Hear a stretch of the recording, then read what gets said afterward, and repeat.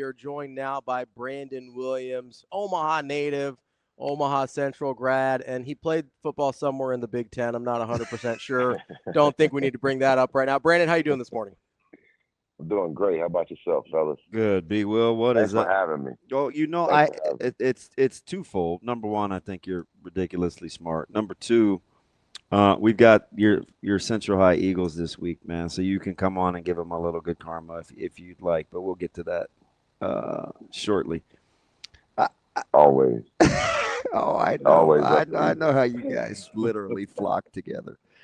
Uh, so I asked, I said this on Thursday. I said it again on Friday. I think I feel about the same. I said Thursday, Michigan's a really good football team. Friday, I said I think Michigan's a little bit better than we think they are. Friday or Right. today, I still think they're a good football team. Like about what I thought. What do you say when you watch kind of their growth and how they're playing? Do you think at the end of the season we'll be saying this is a good football team? Yes. Um. So I went to me and my son went to the Michigan Oklahoma game down here in Norman, Mm-hmm. and so we saw them up close, and I think what we saw last game was the longest leash the quarterback has had all year. Because the Oklahoma game, if you didn't know anything about Bryce Underwood and you just watched the Oklahoma game, you would think, he's a statue, one of those old school quarterbacks that can't move, and it was early in the year, it was almost as if there was a wall preventing him from running. He ran so little. Mm. And I think that's going to have to be a big part of his game. Now, the thing is, he can throw. He can throw. The comparisons that I've heard since he got there in the spring, and I heard these comparisons when he was in high school, 'cause I got buddies that still live there. Everyone, and I'm not counting coaches, because I don't ask the coaching staff about him because they're going to give me coach talk.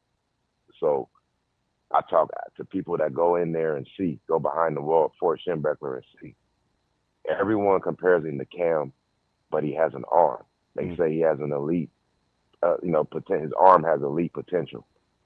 So all year I've been waiting to see him run. So when he had that first touchdown, that's all I needed to see to be happy with what he is, because I've seen him make throws. And the way I kind of go out to judge a quarterback, I don't need to watch you just, go 40 for 45 with your throws to figure, okay, this dude can throw. I just need to see a couple throws. Mm. If there's throws that you got in your tool belt, then I know you can do it. You just got to be, we got to put you in position to do it. And, everything has to be, called right and all that. But he's made throws. I've seen him push the ball downfield. I've seen him get the ball over the backers. I've seen him kind of hit the hole shots. And, he's, my buddies, one of my groups, my buddy Tyrese was telling us, and he kind of pointed this out. I didn't realize the first game he passed it 31 times. Mm. So I think, for us, I think we will be better, and I think it's because of him. I think our defense will be a lot better when he gets to do more, because you know how the offense helps the defense. Against OU and all, our defense still looked good when they looked good, but just after a while, when there was, we, weren't converting on third down, that wears the defense out. So I think when he becomes, at minimum, this year, a freshman, an all freshman player, all the freshman, if he becomes that, then we're going to be very good. Brandon, Because it's gonna help us confidence wise too. Yeah. Yeah. so I want to stick with Underwood there for just a second, because you were talking about his arm, and I don't think anybody disagrees with the arm talent. From what I've seen this year, though, like if I were Nebraska, I would have had a really hard time not just saying, "Hey, I'm going to make you beat us with throws down the field." That's an area he struggled 100%. with over the course of the year. Was just 1 for 6 on throws over 10 yards against Nebraska. Like, are you surprised they didn't just say, "Hey, we're loading up against the run. Like, if you can beat our very good secondary down the field, you win." 100%. And because Now, I'm a DB at the core. So, as a DB, there's only a few Pat Mahomes in the world. You know, you only got a few of them dudes. So, the way I teach the DBs, especially in high school, you're not going to come across, most quarterbacks can't do everything. They can do it decent. They can do it good for where they're at. They can do better than others, but they can't do everything. So, I mean, you look at the NFL, Lamar Jackson's an amazing quarterback, great quarterback, best player in the league, voted by the players. But if I'm a DB, I would rather go against him than Mahomes because that ball's going to be just a little bit more off target, just a little. You know what I'm saying? Like, those little differences matter. So, yeah, I would have tested this. I would have tested what I just said. Like, we're going to see if he has an elite arm. That's definitely what I would have did, especially if I watched the Oklahoma game where on 3rd and 6, 3rd and medium, we had a couple 3rd and 4s maybe where we ran the ball. So if I'm going to figure they're that committed, yeah. And I think the corners will like that matchup. When you look, as a corner, I always will look at stats. I would look at stats and then I would look at the individual player. Okay, you may not have stats, but let me watch you go do your releases and stuff like that. As a corner, for the last 2 years, we haven't had big numbers at receiver. I would want that challenge. So, yeah, I definitely would have expected, and it's a freshman. At the end of the day, no matter what we say about him, he's a freshman. I want to make you prove that you're this generational talent before I just assume you are. Well, let me ask, this question is twofold, and then I'm going to let you explain why you think it's this way. Nebraska ran 76 plays. You know what kind of offense they have. A lot of empty, a lot of spread, whatever. How many for a defensive guy? How many solo tackles do you think would be a good number for 76 offensive plays for against an offense like Nebraska's? How many solo tackles do you think Michigan should have? Solos. If I'm a DB, so solo is tough because them boys swarm. Like, I got some texts the other day. Matter of fact, Lance texted me. He was like, man, Michigan look like wild dogs out here on defense. So we swarm. So I may hit him first, but DB and Ravi going to get there real quick and get in on that tackle too. You know what I mean? Yeah, so, what would be a good number for you? I'm a jump on the pile guy, Brandon. I hear you.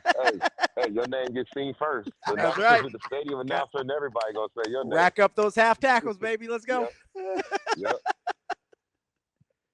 I would say for a DB, and this, because a lot of my solo tackles would be off of catches, I would say probably like 8. You can give up, a couple catches and make the tackle right away. I would say 8, because 76 isn't. There's a lot more. Now teams are getting 100 or so plays, so 76 isn't a lot of plays. Listen, actually, in my opinion. Do you know what Michigan had for solo tackles? 40. 40 solo tackles out of 76 snaps. Okay, I was saying as a person, individual. No, listen. 40. 40. Yeah, so 40. Yeah. So 40 out of 76 plays were individual. Okay. That's crazy. That's they're winning everywhere they get to they're winning one-on-ones.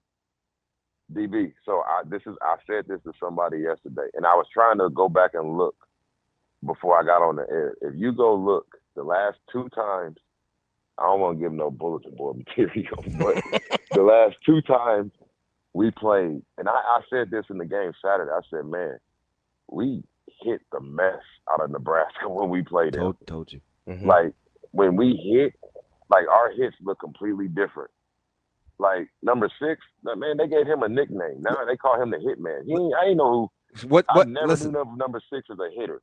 So, oh my God, you didn't listen. So I know you haven't listened to any of the show. So this morning I said, we did a pregame on Saturday, and I said I got to give my pregame show partner a little credit because when I looked at Michigan, I looked at kind of this swarming secondary as a whole. He looked at me, B. Will, and he said, have you seen Michigan safeties get down into the box? They come down with some bad intentions. During the game, I was Man, just like, man, Michigan hits. And then you referenced him by name. Like, he brought serious drama whenever he arrived. man, he kept a hammer in his pocket. He was, I'm telling you. So go back and 40, look at the 40 last solo two tackles Nebraska is games. it's silly. That is ridiculous. That's Hillman. Yeah. Yeah. You got to be able to get away from. You got to be able to beat a tackle. You got to be able to beat the one-on-one at some point as a skill player. And you know what? You got to beat Honestly, one guy, that's right? why You got to beat one guy. you got to. Somebody has to. You got to have one person that can do that. And that's why. And even though the game was close, at no point did I feel like we didn't have control of it because of that. Because I always felt like it didn't feel like Nebraska had a puncher's chance. And it's interesting too, because they had 8 more minutes time of possession almost. They ran 22 more plays. The stats didn't really fit the narrative, except for Dylan. Michigan got guys to the ground when they had opportunities, and Nebraska had the 4 plays where they didn't. Right. I mean, because Dylan got rid of the ball. Like, we was on, from the beginning, we were on Dylan's net. And I'll say, like, Dylan's a playmaker, man. Like, Dylan kept plays around alive. He got the ball out. Yeah. And, like, that's why I was telling my son, like, man, he's just, and even if he's getting into the check down, he's kept the play alive to where the check down is wide open. You know, so he was getting big runs off of him just, you know, because, and that's another reason why I went, because we had constant pressure. We were getting pressure with 4. We were getting pressure with the blitz. You didn't even have to bring a ton of plus pressures. I was a little surprised by that. I was too. You know, on TV, they you know, brought up how it was just the edges were, you know, soft on the edges. But Dylan had me worried because he had stats. He had 300-something yards passing. You know, and that was a legit 300. You know, but like you said, when he's getting people the ball, they're getting taken down by the first player, the first hit. And them was hits. Them wasn't tackles. Them was hits. Yeah, that number surprised me because I kept trying to figure out, you know, I'm watching the game unfold real time. Then I rewatched it a couple of times. I'm like, how did it get like, I mean, we're basically drumming this down to 4 plays, and our fan base kind of gets upset with the schematics, right? It's like, oh, we're not doing this and we're not doing that, and it's too much pressure on this player. And I'm like, as an OC and a DC, the design is to get a free runner or a free defender. So at the end of the day, Michigan was winning those one-on-ones, those situations that were like crazy. They were just winning the situations. That's why the stats don't add up to how the game the score. Right. Because schematically and, you know, as far as execution, Nebraska's a good team. Nebraska's a good team. They were you know, I didn't expect it to be a cakewalk. You know, so for us, you know, we always got something going on with the Suckeye fans. So what they were saying is, oh man, for us, if we don't beat Nebraska by 70, it's a big deal. But Michigan beats Nebraska by anything, it's a big. Like, shut up. Like, Nebraska about beat y'all last year. I was gonna say, ask him what the score was last year in Columbus. Yeah, exactly. No, that's just them. And now the real word is a different word. I just can't say it on here. Yeah. Well, we're podcasting, so you can, but you don't have to if you don't want to. It's okay. We got guys that say a lot worse on here. That's for sure. So, but yeah, man, I think I think Dylan did a great job of keeping them in. The defense, you know, the defense last year did some good things. We're a hard running team. And I'm gonna tell you what it looked like. And you know, like Nebraska's better, getting better. Nebraska's. I was telling my buddy, like, man, like the whole will we or won't we go bowl? That's over. Like, they're going bowling. Yeah. You know, like, that's a bowl team for sure.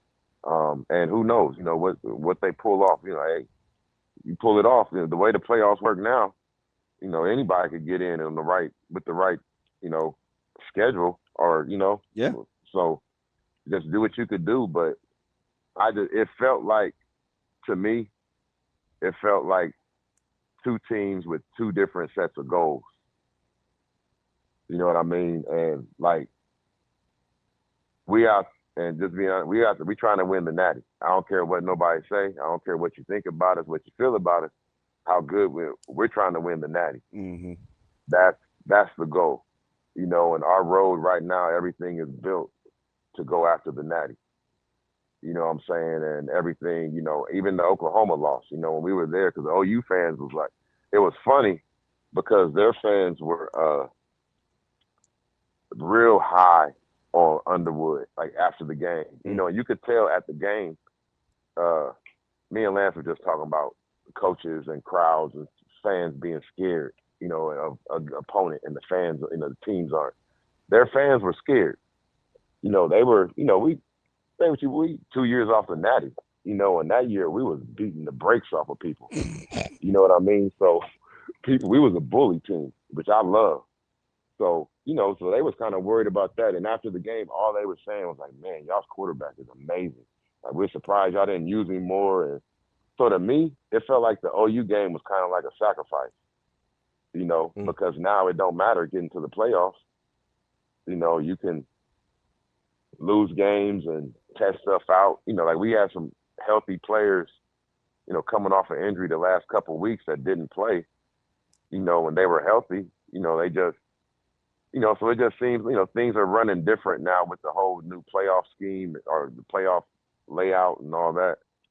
But that's what the game felt like. I still felt like, we're a team that's kind of building stuff and trying to. You felt like Nebraska's hoping and Michigan is knowing. Yeah. Like I felt like Nebraska fans could have left that game feeling good. Like, man, we almost beat them. And if I'm Nebraska, I would have been high on Dylan. And then I'm a Dylan fan. I watch Dylan work out in the summers. He's down here, and people always get on him about the Mahomes thing. Like, they work out together, dude. So you telling me if as a young kid you're working out with the Michael Jordan of your era, you're not going to idolize that dude? I don't understand that. So people with that's get off of that. Yeah. I would idolize a $500 million man too if that's my boy. That's his boy. That's his boy. You know what I mean? So the people that are hating they wouldn't know Mahomes from nothing. But Dylan got his number. But I would be high on Dylan because Dylan, man, a Hail Mary, that has to do with the quarterback. The player made the play, but you got to pay attention to that stuff. I mean, so Dylan had a great game. His stats showed up. And, I mean, I would come out of that game looking at that. I mean, you still got one loss and you still got a schedule. You can still, rack up some more wins. You can get some good wins. And I think, last year they played with Ohio State. I don't know if y'all play them this year. We don't play them this year. Okay, you play Penn State? Yeah, we're up there. And so I went to Penn State. Go ahead.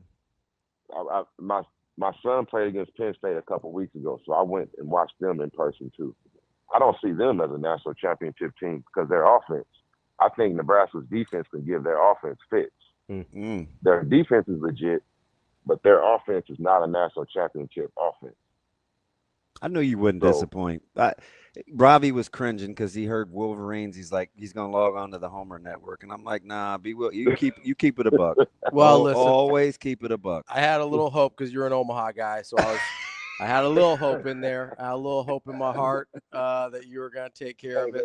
So good at this, man. You need to do this more, and part of it is probably on us. Hey, man, I love Omaha more than Omaha loves me. I'll tell you that. I'm an Omaha guy, but Omaha don't claim me, man. It's that whole going to Michigan thing. Well, listen, I'll claim you because I'm an Omaha guy too, so I'll claim you. And you're my guy, so I always appreciate you. My man. Appreciate it. My man. That's Brandon Williams, Omaha guy, first and foremost. Also happens to have gone to Michigan to play a little football. Right, have a good one. That's actually went to Michigan, play a little football. That's from a Michigan alum and fan. He kept saying us, like he's a fan. He's a Michigan fan, right? So, yeah, I think anybody's concerned about Dylan should not be concerned about Dylan. Like Dylan's good. He said Nebraska should be encouraged. Speaking of quarterbacks, I'm still floored over that. I want you to go put that to paper. The 40 solo tackles. No, it's I'm gonna be thinking about that for a minute.